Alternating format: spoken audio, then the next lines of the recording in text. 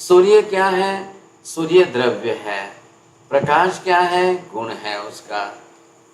तो व्यवहार, हमने भाषा व्यवहार क्या की? सूर्योदय हुआ, सूर्य देखिए, सूर्य दर्शन करिए, सूर्य नमस्कार करिए, ख्याल है आपने। लेकिन उसी समय उसका गुण व्यवहार में है। गुण के कारण सूर्य द्रव्य को हम देख रहे हैं, तो गुण सामने है पहले। वही बात यहाँ पर है, आत्मा और ज्ञान, ये बात है।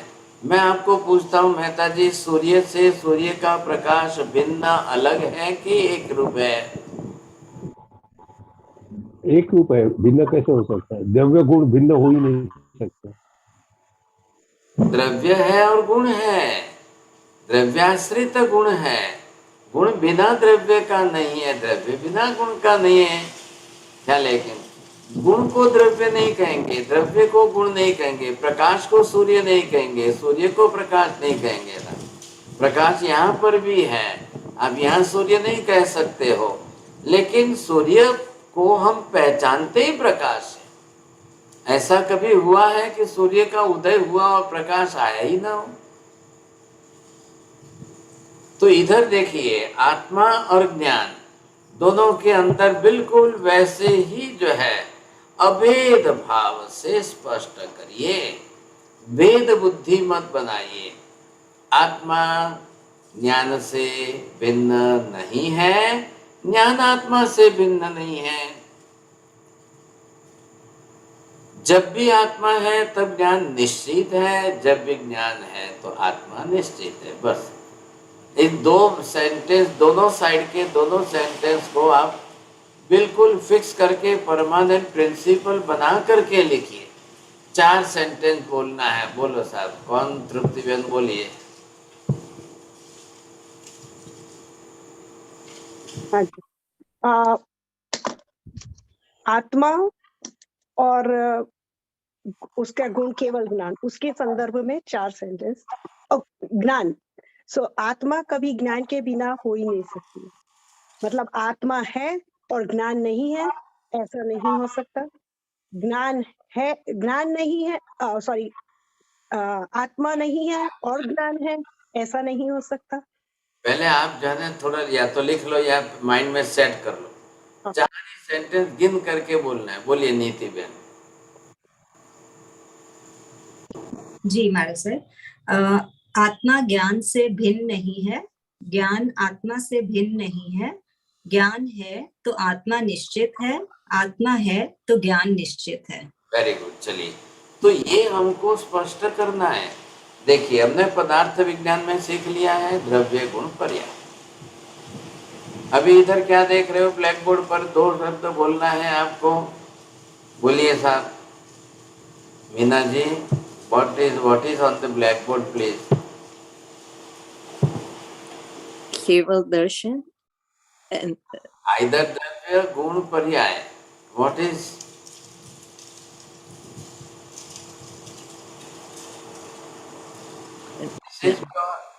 हाँ बोलिए। चलो नरेंद्र जी बोल के देखिए। केवल ज्ञान और केवल दर्शन दोनों आत्मा के गुण हैं। लिखा हुआ मत पढ़िए।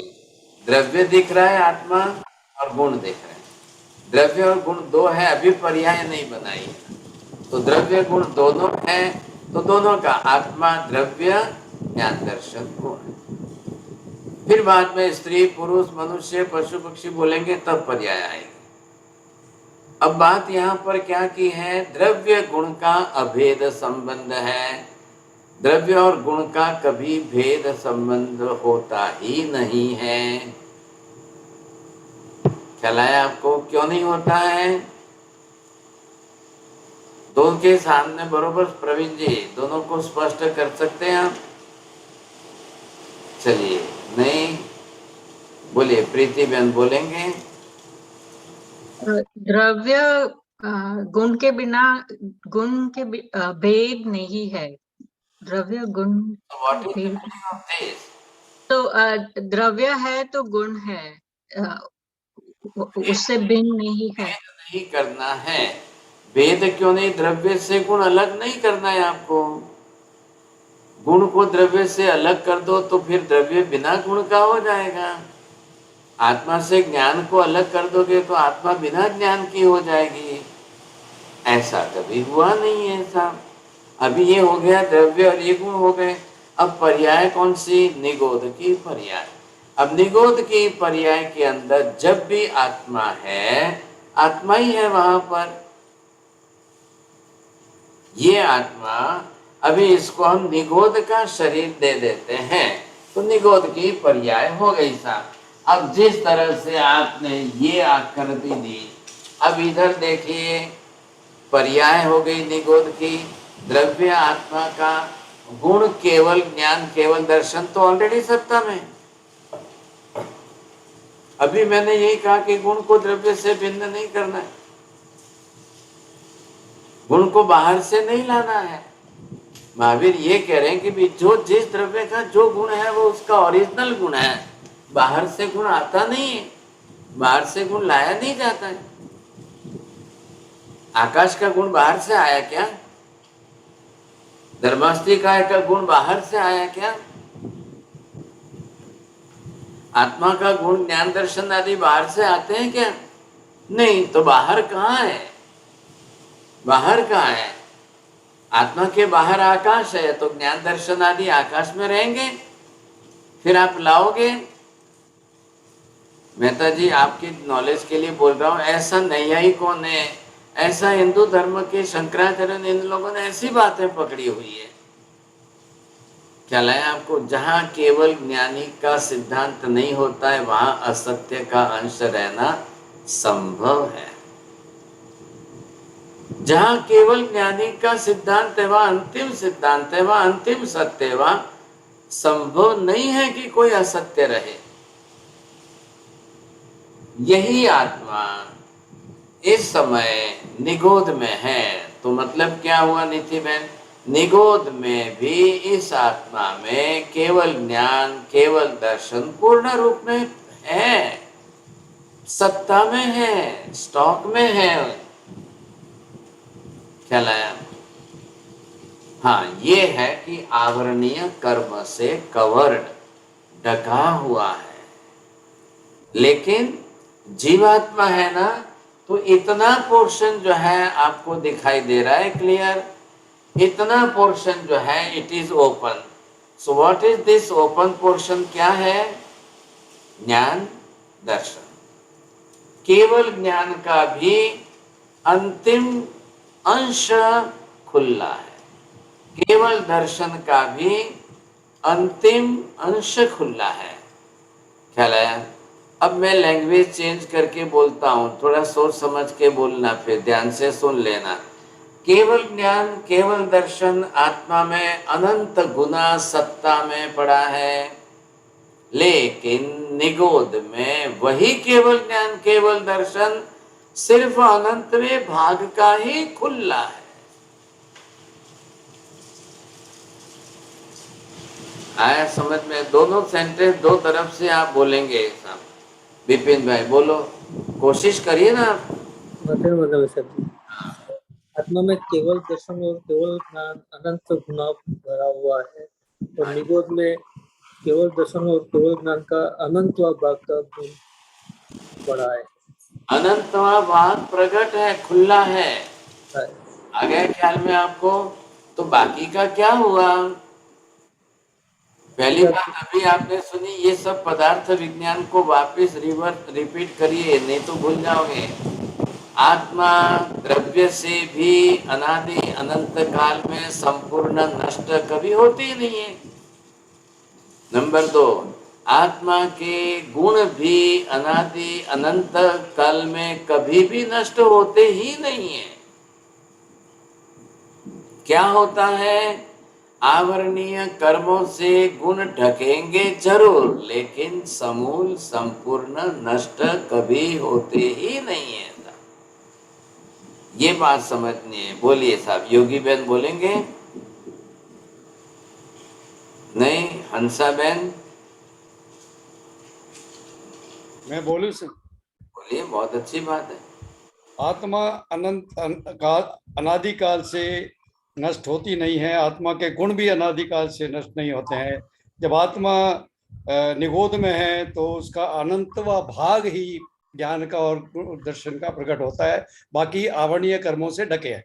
आप इतना करेक्ट बोलते, मेरे को तो आज ही पता था, उस टाइम पता चला, पहला प्राइज आया आपको। मैं तो कभी आपको ये जल्दी पूछने की हिम्मत नहीं करता हूँ, सोचिए। हाँ जी, तो बात क्या हुई, अनंतवा भाग ही प्रकट है। लेकिन अब आपने क्या देखा, कितना ही अनंत अनंत काल बीत जाए, एक भी गुण नष्ट नहीं होगा, एक भी द्रव्य नष्ट नहीं होगा। क्या लगा आपको? आकाश है कि नहीं अनादि अनंत काल से? कितना भूतकाल बीत गया, अनंत अनंत अनंत काल बीत गया, भविष्य में और कितना बीतेगा, अनंत अनंत अनंत बीतेगा। आकाश का भी गुण नष्ट नहीं होता है, धर्मास्तिकाय का भी नष्ट नहीं होता है। आकाश के अनंत प्रदेश में से एक प्रदेश में से भी गुण नष्ट नहीं होता है। और वही नियम बैठाइए, आत्मा के असंख्य प्रदेशों में से एक प्रदेश में से भी गुण सर्वथा नष्ट नहीं होता है। आपने सुबह उठ करके कल फिर देखना सनराइज पॉइंट, सनराइज देखेंगे तो सन के अंदर किस पोर्शन में लाइट नहीं, प्रकाश नहीं है। एक कॉर्नर ऐसा है कि जिधर प्रकाश नहीं है, एक कॉर्नर भी दिख रहा है आपको ऐसा? जी नहीं। सूर्य पूरा जितना बड़ा है, संपूर्ण पूरे के अंदर पूर्ण रूप से प्रकाशमान है, कोई एक अंश भी इसका ऐसा नहीं है कि नहीं। आत्मा है तो आत्मा के अंदर पूर्ण प्रकाशमान, इसीलिए आप क्या है, इस केवल शब्द की जगह पर अनंत शब्द लिखते हैं। ये जो केवल शब्द है ना, इसी को आप अनंत शब्द लिखिए, इस केवल को यहाँ अनंत शब्द लिखिए। तो क्या हुआ दोनों में अनंत शब्द जोड़ने से? आशाबेन बोलिए। अनंत ज्ञान अनंत दर्शन, हाँ जी। आत्मा में अनंत ज्ञान अनंत दर्शन। अनंत शब्द का प्रयोग क्यों किया है मेहता जी, बोलिए। ज्ञान अनंत प्रकाश से अनंत गुण है, इसीलिए। जब आपको भी 27 लोकस गिनना पड़ेगा। चोरडिया जी, पहले पनिशमेंट आएगा, तैयारी रखना। बिल्कुल महाराज साहब, गे है जो अनंत है, गे अनंत है तो ज्ञान भी अनंत हो गया। वेरी गुड, आज तो आपको फर्स्ट प्राइज आ गया, बहुत बड़ी बात हो। चलो, 2 मेंबर तो एक्सपर्ट हो गए साहब। मेहता जी क्या हो गया आपको? अरे भाई, तो यही कहा था साहब कि अनंत गुण है तो अनंत प्रकाश अनंत गुण है। नहीं नहीं नहीं नहीं, ज्ञेय पदार्थ कितने हैं संसार के अंदर? जितने ज्ञेय पदार्थ हैं, वो सबका ज्ञान पूरे राज लोक के अंदर ज्ञेय पदार्थ अनंत है। और ज्ञेय पदार्थों की पर्याय कितनी हो गई?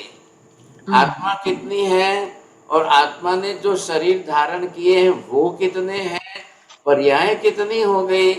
जिस ज्ञेय को अगर अनंत है तो एक साथ देखना है, एक साथ चलना है, इसलिए ज्ञान दर्शन अनंत है। आ रहा है ना ख्याल में? अनंतता कहने की बात, ये क्षमता है यहाँ पर पूर्ण रूप में सत्ता में पड़ी है। अब इधर क्या हुआ, ये निगोद की आत्मा के अंदर इतना ही अनंत, ये शब्द जब लगाया है तो यहाँ पर भी अनंत शब्द आप जोड़ करके बोलिए दोनों जगह पर। हाँ साहब, अब आप बोल करके देखिए आचल्या जी, क्या शब्द बनता है? अनंत दर्शनावर्णीय कर्म, अनंत ज्ञानावर्णीय कर्म। हाँ बरोबर। अब इसका मीनिंग क्या हुआ, अर्थ क्या बैठेगा? इस जीव को इतना अनंत ज्ञानावर्णीय कर्म है, अनंत दर्शनावर्णीय कर्म है, न तो जान सकता है न देख सकता है। तो वो कितना जानेगा, कितना देखेगा? जितना पोर्शन खुला है, कितना खुला है? अनंतवें भाग का ही खुला है। तो निगोद का जीव कितना जानेगा, कितना देखेगा? अनंतवें भाग का ही देखेगा, जानेगा, जबकि उसी के सत्ता में अनंत ज्ञान दर्शन पड़ा है।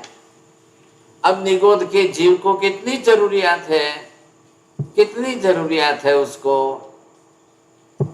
क्या जरूरियात है उसको? शरीरधारी है, जीवन जीना है, जी रहा है। पहली इंद्रिय है स्पर्श इंद्रिय, उससे वो देखने करने का काम कर लेगा। और उसको जो है आहार आदि की संज्ञा जो जिस प्रकार के वो लेकर के पानी पीना है, शरीर बनाना है, करना है तो वो कर लेगा, बस बात पूरी हो गई।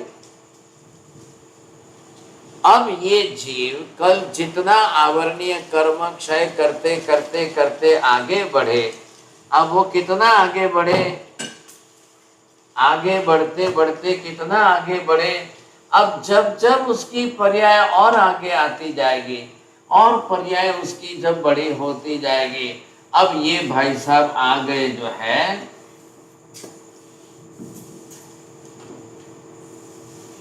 अब ये हमारी तरह से ये मनुष्य पर्याय में आ गए। हाँ जी, अब ये मनुष्य पर्याय में आ गए तो अंदर जो है ये ज्ञान दर्शन था आपका, ये कितना हो गया?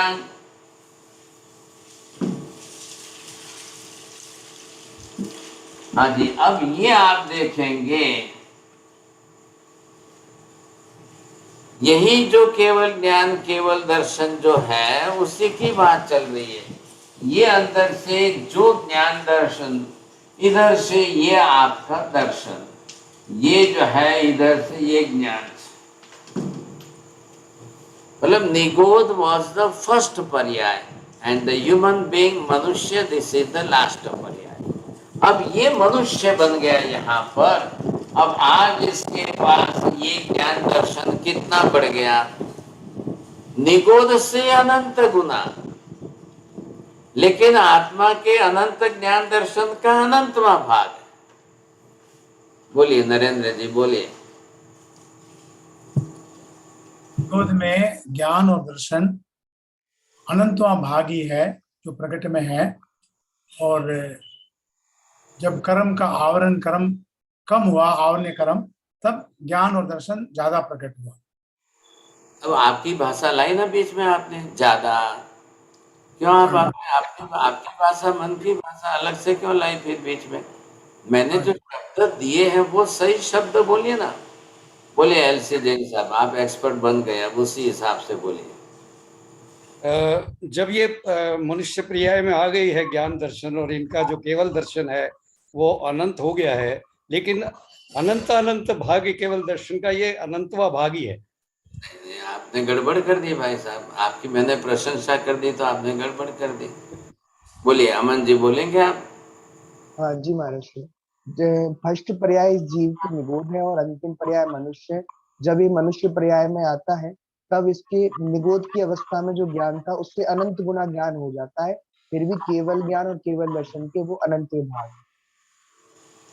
आप जब निगोद की कंपैरिजन करोगे, बिकॉज ऑफ दैट निगोद इट इज द फर्स्ट पर्याय, और ये अब मनुष्य में आ गए, दिस इज द लास्ट पर्याय, तो जरूर निगोद की कंपैरिजन में मनुष्य का ज्ञान दर्शन अनंत गुना बढ़ गया, निगोद का, निगोद की तुलना में अनंत। लेकिन अभी भी केवल ज्ञानावरणीय कर्म, केवल दर्शनावरणीय कर्म हमारा कितना पड़ा है अंदर? अनंत गुना बड़ा पड़ा है, अनंतवे भाग का ही तो खुला हुआ है। तो हमारा ज्ञान दर्शन बढ़ा कितना है? अभी हम इसको और पुरुषार्थ करना है, और पुरुषार्थ करने की प्रक्रिया है। तो वो प्रक्रिया कब आएगी हमारे हाथ में? तो उसके लिए महावीर ने धर्म दिया है। अब वो धर्म आप कौन सा करेंगे, कितना करेंगे साहब? अब जैसे जैसे आप आगे बढ़ते जाओगे, अब जिस कक्षा से जहां तक पहुंचते आप जाओगे, ये 12वें गुणस्थान पर आकर के मूल से मोहनीय कर्म क्षय करके वितरागता प्रकट की। अब पूरा भार जो है इस पर है, अब पूरा भार इस पर केवल ज्ञानावरणीय केवल दर्शनावरणीय कर्म कैसे क्षय करना है। तो यहाँ पर 13वें गुण स्थान पर आना है। तो जैसे ही आप यहाँ पर आकर के ये केवल ज्ञानावरणीय कर्म का क्षय करेंगे, अब ये दोनों का क्षय होगा, क्योंकि अब नया बंधाने वाला मोहनीय नहीं है। तो यहाँ पर आपको केवल ज्ञान केवल दर्शन प्रकट हो जाएगा। ये है केवल दर्शन, और ये है केवल ज्ञान। अब ये क्या कक्षा कौन सी पर्याय है महेंद्र भाई, बोल सकेंगे आप इधर देख करके? गुण स्थानकनी मोहनीय कर्म, मोहनीय कर्म, आत्मा के केवल ज्ञान केवल दर्शन गुण की पर्याय, गुणपूर्ण रूप में प्रकट हो गया। अब क्या कहेंगे? निरावरण भाव का गुण। निरावरण, जो हमने कर्म के लिए आवरण शब्द लगाया था ना, आवरण मतलब कर्म, नहीं तो आवरण मतलब क्या होता है? संस्कृत लैंग्वेज है आवरण, प्राकृत लैंग्वेज है आवरण। किसी को ढका हुआ है, आपने घर में भी ढका हुआ है तो उसको आवरण कहेंगे। हमने शरीर ढकाए कपड़े पहन करके, ये आवरण है।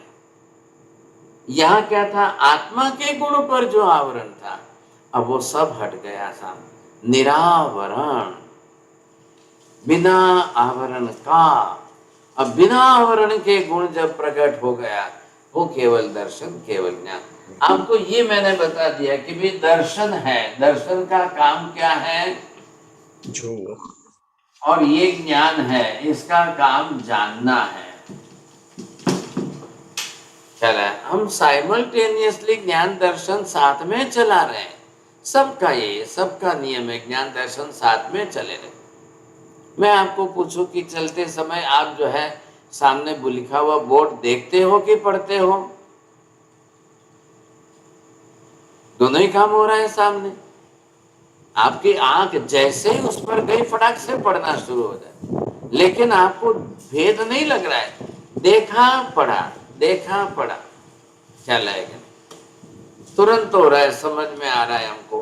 तो ये क्या हुआ है? इसके लिए बहुत बड़ी लंबी प्रोसेस है। यहाँ से जीव मिथ्यात्व में से चला है और वो आते आते केवल ज्ञान, केवल दर्शन प्राप्त करे। इसको मात्र कर्म क्षय के लिए उसका लक्ष्य है, लेकिन बिना सम्यक दर्शन के नहीं होगा। आप यहाँ आकर के दीक्षा लो, आप साधु बनो, आप न बनो चलेगा, लेकिन आप यहाँ पर श्रावक जो बने हो, तो श्रावक भी इस कक्षा को प्राप्त कर सकता है, केवल ज्ञान प्राप्त कर सकता है। भरत महाराजा को आरिसा भुवन में उनका वो मिररफुल पैलेस था, वहां पर उनको हुआ। भले ही दीक्षा नहीं ली, साधु नहीं बने, तो भी केवल ज्ञान हो गया। लेकिन बिना दीक्षा लिए, बिना साधु बने मन पर ज्ञान नहीं होगा, और ये हो जाएगा केवल ज्ञान। आ रहा है? योगी बहन बोलिए, धन्यवाद, आपने you have open the window.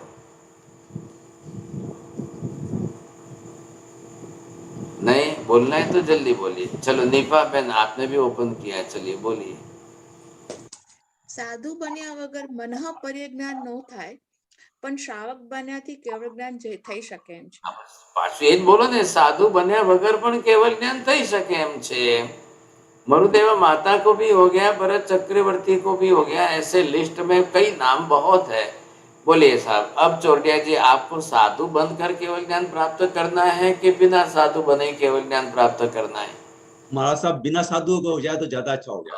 बस ये आ गई ना बात। देखो, जब ये धारणा बन जाएगी तो नहीं होगा। ये धारणा बन जाएगी तो नहीं होगा, और जैसे ही केवल ज्ञान हो जाएगा तो तुरंत साधु बनना ही पड़ेगा। अच्छा, हाँ। वो बिना बने फिर रह ही नहीं सकेंगे, एक मिनट नहीं रह सकेंगे। तो फिर पहले ही बनना क्या गलत है? पहले बनने में ज्यादा जल्दी फास्ट होगा ना काम आपका। ये अगर धारणा है कि नहीं बनना है मुझे, तो घर में बैठे ही केवल ज्ञान हो जाए साहब, ये रेयर केस है। ख्याल आया? विधान क्या है, और वो अपवाद है। ख्याल है कि नहीं? एक अपवाद के अंदर किसी को हो गया, हम उसी को पकड़ लेते हैं। लेकिन अब ध्यान से सुनना, कभी भी किसी भी तीर्थंकर को बिना दीक्षा लिए केवल ज्ञान होता ही नहीं है। हाँ, अब आ गई ना बात। बोलिए, पहले रिपीट करिए। ये आ गए मनीषा बहन, धन्यवाद आपको। चलो आपने भी ओपन किया है, बोलिए। हाँ रिपीट करो। मतलब आपने भी बोला कि ना किसी भी तीर्थंकर को बिना दीक्षा लिए क्रीड़ा नहीं होता। हाँ जी, हो गए ना। अब भूतकाल में कितने तीर्थंकर हो गए? हमारी अवसर पीढ़ी के अंदर 24 हुए, महाविद्य में 20 हुए, उसके पहले की भूतकाल की 24 में 24 हुए, सबके लिए है। तो बेसिक राजमार्ग क्या हो गया? सभी तीर्थंकरों को कंपलसरी दीक्षा लेना, साधु बनना, और जिस समय कर्मी बनते उतरे उस समय मना परिज्ञान।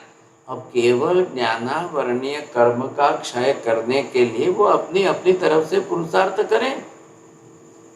महावीर स्वामी को 12.5 महीने लगे, 12.5 वर्ष, सॉरी। महावीर स्वामी को यही काम करने में, अब वो दीक्षा तो ले चुके हैं, दीक्षा लेकर साधु बन गए, यहां से यहां पहुंचने में महावीर स्वामी को 12.5 वर्ष लगे। यहां से यहां पहुंचकर दीक्षा लेकर केवल ज्ञान प्राप्त करने में आदिनाथ भगवान को 1 लाख पूर्व लगा, 1000 वर्ष लगे, सॉरी 1000 वर्ष का काल लगा, तब जाकर के उनको केवल ज्ञान। लेकिन पार्श्वनाथ भगवान को ओनली 83 डेज, नेमिनाथ भगवान को ओनली 53 डेज। ये क्या जादू हो गया? जादू का सवाल नहीं है, उनके कर्म इतने ही थे, थोड़े से थे, जल्दी पूरे हो गए। महावीर स्वामी के 27 भवों के कई कर्म उनके स्टॉक में पड़े थे, इसलिए उनको ज्यादा टाइम लगा। ये बड़ा प्रश्न है। तो बाकी के कर्म, बाकी के कौन से? मोहनीय कर्म, और क्या? मोहनीय कर्म बहुत भारी पड़ा था, वो सबसे बड़ा भारी वही है, तो उसको क्षय करने में इतना लंबा टाइम लग गया। तब जाकर के उनको केवल वितरागी बने और फिर केवल ज्ञान केवल दर्शन हुआ। नियम क्या है मेहता जी? बिना मोहनीय कर्म का क्षय हुए कभी केवल ज्ञान केवल दर्शन किसी को होता ही नहीं है। बोलिए आशा बहन, ये नियम बोलिए पहले। बिना मोहनीय कर्म के क्षय के बिना किसी को केवल ज्ञान केवल दर्शन होता ही नहीं है। बस सबसे बड़ी साधना क्या है? इधर देखिए आप, सबसे बड़ी साधना आपको करनी क्या है? पहले गुणस्थान से लेकर के यहाँ तक 12वें गुणस्थान तक तो आपको सिर्फ मोहनीय कर्म ही क्षय करना है। सबसे कठिन ये है, ज्ञानावरणीय दर्शनावरणीय बहुत कठिन नहीं है। इस पर ध्यान रखिए। पहले गुणस्थान से लेकर के आत्मा को 12वें गुणस्थान तक पहुंचने के लिए सिर्फ एक मोहनीय कर्म ही क्षय करना है। कर्म कितने हैं? 8 है। गुणस्थान कितने हैं? 14 है। अब एक कर्म के लिए 12 गुणस्थान लग जाएंगे तो बाकी के 7 कर्म अभी बाकी है, उसका क्या होगा? बोले कोई चिंता मत करो आप, कोई चिंता नहीं। भले 100 मंजिल का जो है बहुत बड़ा टावर है, आपने बेसिक फाउंडेशन जो है वही नीचे से पिलर निकाल दिया तो आराम से बिल्डिंग कॉलप्स हो जाएगी। आप वो चिंता मत करो। मोहनीय कर्म जब तक क्षय नहीं होगा वहां तक कुछ भी नहीं होगा, कोई रास्ता ही नहीं खुलेगा सर। तो आपको वो सबके लिए वो रास्ता है। भरत चक्रवर्ती देखिए साहब, 2 भाई है, आदेश्वर भगवान के दोनों बेटे, एक भरत चक्रवर्ती एक बाहुबली जी, बरोबर है? दोनों को ख्याल है, आप जानते ही हो। बाहुबली जी को दीक्षा लेने के बाद 1 बरस लग गया, केवल ज्ञान नहीं हुआ। 1 बरस तक वो दीक्षा ले ली, साधु बन गए। अब वो मेडिटेशन में खड़े हैं, कायोत्सर्ग ध्यान में हैं, बहुत बड़ी ध्यान की साधना कर रहे हैं, केवल ज्ञान नहीं हुआ। 1 बरस के बाद में आदेश्वर भगवान ने 2 साध्वी जियों को बोला, जो कि बाहुबली जी की बहन थी, आप जाइए, भाई को जरा संबोधन करिए, बताइए उनको। तब वो दोनों बहनें आई साध्वी जी और बाहुबली जी खड़े हैं, कायोत्सर्ग ध्यान में खड़े हैं, अब बोलना चाहिए क्या? लेकिन अब उन्होंने वहां पर अनाउंसमेंट किया, बोला वीरा मारा गज थकी उतरो, गज चढ़े केवल न हो रे। वीरा मतलब वो भाई को कहने की लैंग्वेज है, अरे भाई साहब आप हाथी पर से नीचे उतरिए, हाथी पर बैठे केवल ज्ञान नहीं होता है। इसका मीनिंग क्या समझना है? वो बहुत समझदार है भाई साहब बाहुबली जी। तो कौन सा हाथी है? ईगो का, जो अहंकार का। उस अहंकार के हाथी पर बैठे हैं, ऐसे थोड़ी केवल ज्ञान हो जाएगा। ओ हो, दोनों बहनें बोल करके गई और बाहुबली ने अपने मन में विचार किया सर। अब कान तो खुले है ना, शब्द तो पड़ गए कान में। अरे मैं कहाँ हाथी पर बैठा हूँ, मैं थोड़ी हाथी पर बैठा हूँ, लेकिन ये मेरी बहनें कैसी बोल के गई? अरे ये तो बहनें भी तो दीक्षा ली, ये भी तो साध्वी जी है ना, तो साध्वी जी थोड़ी असत्य थोड़ी बोलेंगे ये। नहीं, साध्वी जी असत्य नहीं बोलेंगे, बिल्कुल बात है। क्या बोला उन्होंने, क्या बोला? वो विचार करते करते, हाँ अच्छा, गज चढ़े, गज हाथी के ऊपर। अरे मैं हाथी के ऊपर बैठा, अरे हाँ मैं अहंकार के हाथी पर बैठा हूँ। मैंने क्या सोचा है, मैं पहले हमारे छोटे भाइयों को वंदना करने नहीं जाऊंगा, मेरे को जब केवल ज्ञान हो जाएगा तब मैं जाऊंगा, तो मैं बड़ा कहलाऊंगा, तो फिर मुझे बाकी सबको वंदना नहीं करनी पड़ेगी। अरे ये मैंने अहंकार का हाथी कहाँ पकड़ लिया, मैं कैसे इस पर चढ़ गया, बैठ गया। नहीं, मैं अभी जाता हूँ, नहीं अभी जाता हूँ। अरे मेरे छोटे भाई हुए तो क्या हुआ, मेरे से पहले दीक्षा ली है, मेरे से पहले ये साधु बने हुए हैं, अरे मेरे को इनको वंदना करने का बड़ा लाभ मिलेगा। नहीं, मैं पहले जाता हूँ, बरोबर जाता हूँ। और जैसे ही उन्होंने पैर उठाया चलने के लिए, निकले, नहीं मैं तो भावपूर्वक वंदना करूंगा, छोटे भाई है तो क्या संयमधारी है, चारित्रवान आत्मा है, मुझे मेरा संबंध रिलेशन थोड़ी देखना है। अरे वाह, ये तो सब उत्तम आत्मा है, मैं वंदना। अब सोचिए आप, वो मोहनीय कर्म कितना पड़ा था अहंकार का, और यहाँ श्रेणी चालू हो गई और उनको तो 4 कदम आकर रखते ही केवल ज्ञान हो गया। हमको ये लगता है जादू हो गया, 2 मिनट में जादू नहीं हुआ है, अंदर पूरी प्रक्रिया चली है। यहाँ पर अपूर्व करण का जब गुणस्थान शुरू होता है तब क्षपक श्रेणी आरूढ़ करते हैं, और फिर जाकर के मोहनीय कर्म का क्षय होता है, तब जाकर के ज्ञानावर्णीय दर्शनावर्णीय का संपूर्ण क्षय होगा। हमारी भाषा में हमने समझ लिया संपूर्ण, महावीर स्वामी की लैंग्वेज भी समझिए, क्षायिक भाव से, जो हमने संपूर्ण बोला ना उसको शब्द भाव क्षायिक भाव, ये विशेषता है। इतनी तरह से जब क्षायिक भाव से मतलब क्या, क्षायिक भाव में आत्मा के ऊपर से कर्म का क्षय 100% संपूर्ण हो जाता है। बस बात इतनी सी है, तब जो है केवल ज्ञान केवल दर्शन प्रकट हो गया।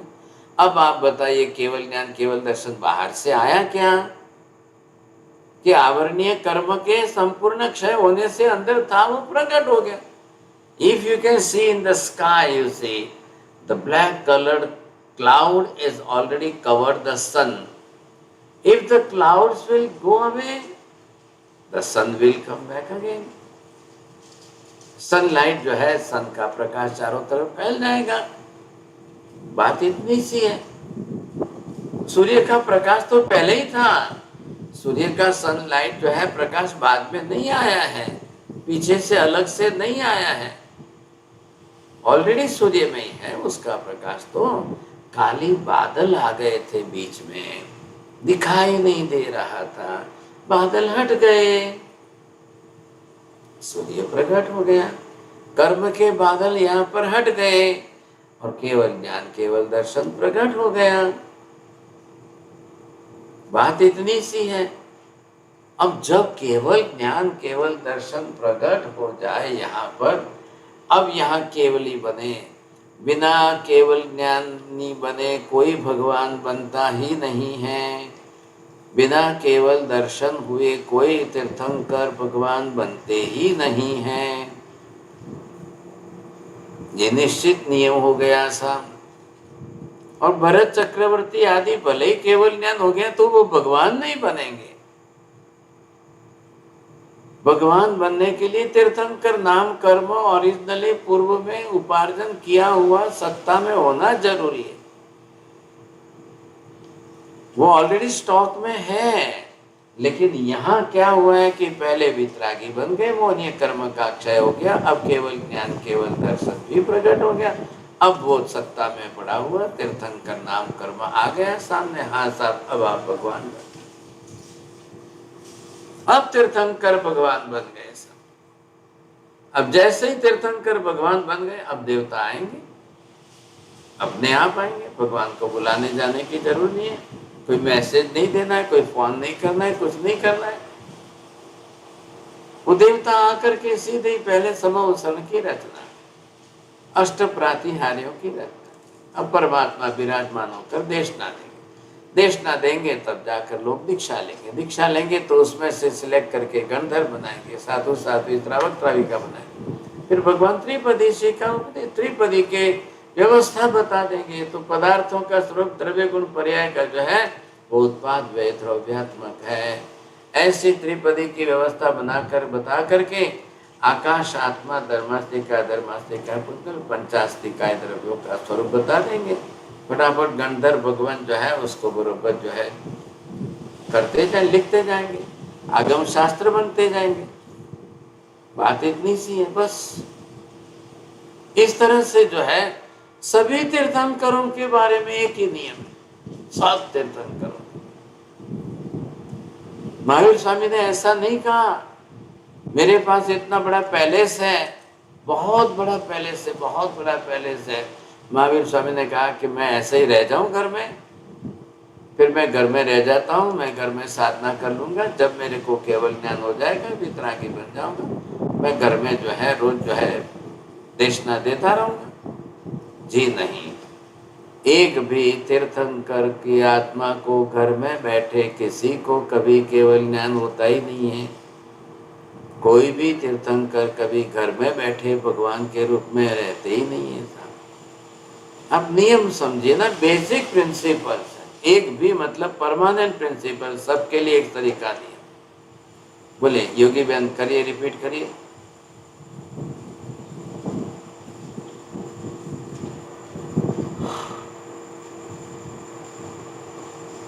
नहीं, चलो बोलिए। मनीषा बहन बोलेंगे। महाराज साहब, घर में रहकर कोई भी तीर्थंकर भगवान नहीं है।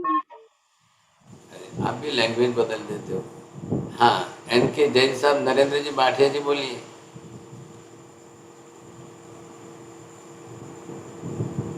नहीं, चलो आप बोलिए। किसी भी तीर्थंकर को घर में बैठे केवल ज्ञान नहीं होता है। बिना दीक्षा लिए केवल ज्ञान केवल बिना दर्शन दीक्षा नहीं लिए। होता। फिर एक और जोड़ दो ना, घर में बैठे घर में बैठे बिना दीक्षा लिए केवल ज्ञान केवल दर्शन नहीं होता है। घर में बैठे कोई भगवान नहीं बनेंगे, कोई भगवान बन के घर में नहीं रहे। दोनों तरफ से बोलिए ना साहब। ये देखो तृप्ति बेन बोलेंगे, एक्सपर्ट है ये। 4-5 सेंटेंस एक साथ। अभी एक ही सेंटेंस में बनते हैं सर जी। किसी भी तीर्थंकर को घर बैठे हुए केवल ज्ञान केवल दर्शन होता ही नहीं है, और अगर केवल ज्ञान केवल दर्शन होता है तो वो चारित्र लिए बिना रहते ही नहीं। और फिर दो जोड़ दो ना आगे, भगवान घर में बैठे कोई भगवान घर में बैठे बैठे कोई भगवान बनते ही नहीं है, और भगवान बने तो वो घर में बैठते ही नहीं। भगवान बने बिना कोई घर में बैठेंगे नहीं। तो ये बात मतलब प्रिंसिपल है, परमानेंट प्रिंसिपल है, इसलिए उसमें कोई आप कम ज्यादा कर नहीं सकते। सबके लिए लागू इसका लास्ट हो आपके पास। तो सब ये आज वर्तमान में चले जाओ, महाविधि में चले जाओ, 5 महाविधि देखो, 5 महाविधि में 20 तीर्थंकर को देखो, सबके लिए वही प्रिंसिपल समान। वहां पर भी वही है, यहाँ पर भी वही है। एक भी तीर्थंकर घर में नहीं बैठे, घर में बैठे किसी को केवल ज्ञान नहीं हुआ। सिमंदर स्वामी को अपनी सत्य की माता को छोड़ के जाना पड़ा, पिता को छोड़ के जाना पड़ा, पत्नी परिवार पुत्र सब छोड़ के दीक्षा लिए, सब दीक्षा लेकर छोड़कर जाकर के 1000 बरस तक उन्होंने अपने इस कर्म क्षय की साधना की, तब उनको केवल ज्ञान हुआ। 1000 बरस तक वो मौन रहे। वो सांप कहते थे मैं भगवान नहीं बना हूं, वो मौन रहे और न तो कोई देशना दी, न कुछ धर्म स्थापना की, कुछ भी नहीं किया। वो मौन रूप में अपनी साधना करते रहे। क्या साधना करनी है? पहले मौनीय कर्म का क्षय करना है। अब घर संसार में रहेंगे तो मौनीय कर्म का क्षय कैसे होगा? सिमंदर स्वामी का परिवार बहुत बड़ा है। आदिनाथ भगवान का परिवार कितना बड़ा था? 100 बेटे हैं। आदिनाथ भगवान के 100 बेटे हैं। 84 लाख पूर्व है आयुष्य। अब 84 लाख पूर्व में 100 बेटों के बेटे, बेटों के बेटे, बेटों के बेटे, पोते के पोते, पोते के पोते, उनकी आंख के सामने तो 1000 पीढ़ियां हो जाए। उनकी आंखों के सामने हजारों पीढ़ियां हो जाए। अब इतने उनके सबका परिवार, इतना सबका परिवार, अब बिना राग द्वेष के परिवार चलते हैं क्या कभी? संभव ही नहीं है। तो कितनों के साथ का राग द्वेष राग द्वेष राग द्वेष रहे, वो कैसे केवल ज्ञान प्राप्त करेंगे? और क्या करेंगे जब जिसको मोहनीय कर्म का क्षय करना है? इसलिए महावीर ने कहा कि दीक्षा लेकर साधु बनने के सिवाय तुम्हारे पास दूसरा विकल्प नहीं है। देखिए, दुनिया के अन्य धर्मों की बात मत करिए। दुनिया के अन्य धर्मों में पत्नी है, पुत्र है, परिवार है, फिर भी वो महाराज कहलाते हैं। वो उनकी बात है, उनकी धर्म की व्यवस्था उन्होंने बनाई। महावीर ने नियम अलग कर दिए। और तीर्थंकर भगवंतों के लिए नियम जो है वो मुख्य नियम, कोई भी हो, बाकी सबके लिए भी। एक बार आप केवल ज्ञान भले ही हो गया, वो एक्सेप्शनल केस है। आपको केवल ज्ञान घर में बैठ करके हो गया, इसका मतलब मैं भी ये नक्की करूं कि नहीं नहीं नहीं नहीं भरत चक्रवर्ती की तरह से मेरे को भी घर में बैठे केवल ज्ञान हो जाएगा ना, तब मैं दीक्षा लूंगा। अब ऐसे सब चोरडिया जी बन करके आ जाए तो फिर कैसे होगा साहब? ऐसे नहीं, मैं तो तीर्थंकर भगवान के लिए तो और अच्छी फैसिलिटी थी। जन्म से तो मति श्रुता अवधि तीनों ज्ञान पूर्ण है और दीक्षा लेते चौथा मन प्रयोग ज्ञान भी हो गया है। तो हमारे से तो 1000 गुनी ज्यादा फैसिलिटी उनके पास है। होने के लिए 4 ज्ञान जिनको हो गए, पूर्ण रूप में हो गए, सोचिए। मति श्रुत अवधि जन्म से है, गर्भ में थे तब से है, और दीक्षा लेते ही चौथा ज्ञान मन प्रयोग प्रकट हो चुका है। तो फिर इसके बाद केवल ज्ञान के लिए इतनी साधना करनी पड़ेगी? हाँ जी, दीक्षा लेनी पड़ेगी, घर कुटुंब परिवार पत्नी पुत्र सब छोड़ने पड़ेंगे, जंगलों में जाना पड़ेगा, तपस्या करनी पड़ेगी, कायोत्सर्ग करने पड़ेंगे, ध्यान साधना करनी पड़ेगी, मौन रहना पड़ेगा, विहार करना पड़ेगा, सब सारा साधु जीवन जो है, और वो भी अपने ही कर्मों का क्षय करने के लिए। पहले ध्यान से सुन लो, किसी को देवी देवताओं की उपासना नहीं करनी है। क्यों करेंगे वो किसी देवी देवता की उपासना? कोई आवश्यकता नहीं है। भगवान ने दीक्षा ली और पहले दिन जो सर्ग शुरू हो गए तो इंद्र महाराज ने आकर के विनती की कि भगवान मेरे को आप आज्ञा करो, मैं आपकी सेवा में हाजिर रहूं। आपको 12.5 बरस लगने वाले हैं, अवधि ज्ञान तो है ना। इंद्र महाराज को, देवलोक के अधिपति इंद्र को अवधि ज्ञान है। उन्होंने विनती की कि प्रभु आप मुझे आज्ञा दो, मैं आपकी सेवा में 12.5 बरस हाजिर रहूं। इंद्र महाराज के लिए कोई बड़ी बात नहीं थी। वहां देवलोक के अंदर उनका तो सागरोपमों का आयुष्य है। सागरोपमों के आयुष्य के अंदर 12.5 बरस तो उनके लिए कोई हिसाब में ही नहीं है। वो तो रहने को तैयार थे, प्रभु मैं आपकी सेवा करूं, मुझे आपकी सेवा का वैयावच का लाभ मिलेगा, और कोई आपको उपसर्ग करेगा, तकलीफ देगा तो मैं उसको दूर हटा दूंगा। महावीर स्वामी ने कहा, हे इंद्र, न भूतो न भविष्यति, ऐसा कभी हुआ नहीं है, ऐसा कभी होता ही नहीं है। आप चले जाओ, आना ही मत वापिस, मुझे मेरी आत्म साधना करने दो, ये विशेषता है। इसलिए जैन धर्म आत्म धर्म है, आध्यात्मिक धर्म है, आत्म कल्याण का धर्म है, कर्म क्षय का धर्म है, आत्म गुणों को प्रकट करने का धर्म है। फिर वहां दूसरा कोई काम नहीं आता, कोई देवी देवता नहीं चाहिए, किसी की मुझे आवश्यकता नहीं है, मैं मेरे कर्मों का क्षय करूं, मेरी आत्म साधना करूं।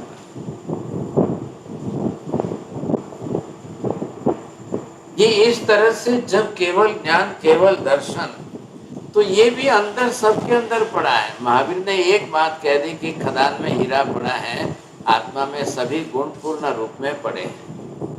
आपको बाहर भटकना नहीं है, बाहर जाना नहीं है, बाहर से कुछ नहीं करना है, अंदर जाना है, भीतर उतरना है। जो पड़ा है अंदर पड़े हैं, गुण सब अंदर है, बाहर नहीं है ऐसा। इसलिए आंख बंद करिए, अंतर ध्यान करिए, सेल्फ इंट्रोस्पेक्शन, आत्मनिरीक्षण करके अंतरात्मा में उतरिए, आपके कर्मों का आवरण क्षय हो, गुणों का प्रकटीकरण हो। ये मैंने प्रोसेस बताई, लेकिन एक वाक्य आपको कह देता हूँ, ऐसी प्रोसेस केवल ज्ञान प्राप्त करने की प्रक्रिया दुनिया का एक धर्म नहीं बता रहा है, कोई नहीं बता है, किसी ने नहीं बताया। आप सभी वेद उठा करके पढ़ लो, कोई नहीं बता रहे, किसी ने नहीं बताया। लेकिन वो कह रहे हैं कि उनको हो गया। गौतम बुद्ध जो है बोधि वृक्ष के नीचे बैठे थे और उनको ज्ञान हो गया। अब क्या ज्ञान हुआ, कैसा ज्ञान हुआ, कितना ज्ञान हुआ, अब उनको जो हुआ उसको केवल ज्ञान कहना क्या, ये बड़े प्रश्न है सब। रामायण तो आपने देखी है, महाभारत आपने देखी है, सुनी है। अब आप पता लगाइए कब किसको केवल ज्ञान हुआ है, केवल दर्शन हुआ है, क्या किया इसके जिसके कारण केवल ज्ञान केवल दर्शन हुआ है। आप देख लीजिए, फिर से ध्यान दीजिए, ये बड़ी बात है। मैंने खाली अभी होने की प्रक्रिया बताई, कल हम समझ लेंगे केवल ज्ञान का कितना बड़ा स्वरूप है, कैसा बड़ा स्वरूप है, केवल दर्शन का कितना बड़ा स्वरूप है, ये कल समझ लेंगे। हाँ जी बोलिए साहब, टाइम तो घड़ी फास्ट चलती है आगे। चोरडिया जी बोलिए। महाराज साहब, जब से मैंने अपनी जिंदगी में धर्म से जुड़ा, महाराज साधु संतों से जुड़ा है, हमको भी महाराज क्या है कि जन्म मरण से पाप से बहुत डर लगता है। जन्म मरण का चक्कर है, इतना भयावह है कि बाप रे बाप। पर महाराज साहब, आपने जब ये पूछा नहीं कि भी आप दीक्षा साधु लेके करूंगा, तो महाराज ऐसा भी हो जाए तो बहुत ही अच्छा ही है। इसमें यदि मेरे को बोलने में कोई असहता हुई है तो मैं तस मिच्छामि दूंगा। होना चाहिए ना, होने की बात है ना। चलिए साहब, ख्याल है ये आपने जो बोला है, ये सम्यक दर्शन के सिम्टम में पहली बात है कि पाप का डर लगना। हाँ जो है ये बहुत अच्छा प्लस पॉइंट है आपका। हाँ, ये बहुत डर लगता है महाराज। तो महाराज ये बात जो मैं आपको बोला, इसमें कोई यदि मेरे को असहता लगी हो तो तस मिच्छामि दूंगा। मनीषा बहन बोलिए जल्दी। महाराज साहब, अभी आपने बताया था कि भरत चक्रवर्ती केवली तो हो गए पर उन्हें भगवान नहीं कहेंगे। हाँ तो जी, महाराज साहब गुण तो सबके समान हो गए। तीर्थंकर नाम कर्म उपार्जन नहीं किया था, इसलिए तीर्थंकर नहीं बने, केवली बनते हैं। केवली तो अभी महाविद्य में 10 लाख केवली सिमंदर स्वामी के संग में है, लेकिन भगवान तो सिमंदर स्वामी अकेले एक ही है। उसके लिए तीर्थंकर नाम कर्म चाहिए, वो उपार्जन किया हुआ होना चाहिए, तभी जाकर भगवान बनते हैं। भगवान ही देशना भी भगवान ही देंगे, वो सामान्य केवली नहीं देंगे। नहीं देंगे, हाँ बिल्कुल। केवल सब समूह सन वगैरह सब तीर्थंकर परमात्मा के लिए बनेंगे, वो देशना नहीं। हाँ जी बोलिए, और किसी को पूछना है? महाराज साहब, आपने बोला कि जो केवल ज्ञान है वो घर बैठे नहीं हो सकता, तो नियति कैसे काम करती है? तो ये भी तो नियति होगी तो हमारा वो दरवाजे खुलेंगे, मौन कर्म क्षय होगा। नियति कैसे काम करती है? नियति क्यों ना है? नियति की क्या जरूरत है? तो मतलब हम जैसे आपने बोला ना, वो तो तीर्थंकर गोत्र का बंद करते हैं, तीर्थंकर गोत्र, तो लेकिन नियति की क्या जरूरत है? आप भी कर सकते हो, आप भी तीर्थंकर नाम कर्म आज बांधना शुरू कर दो। आप भी कर लीजिए, तीर्थंकर नाम कर्म बांधना है ना, विष्णु स्थाना की आराधना करिए, तीर्थंकर नाम कर्म उपार्जन करिए और अगले जन्म में महाविद्य में जाइए।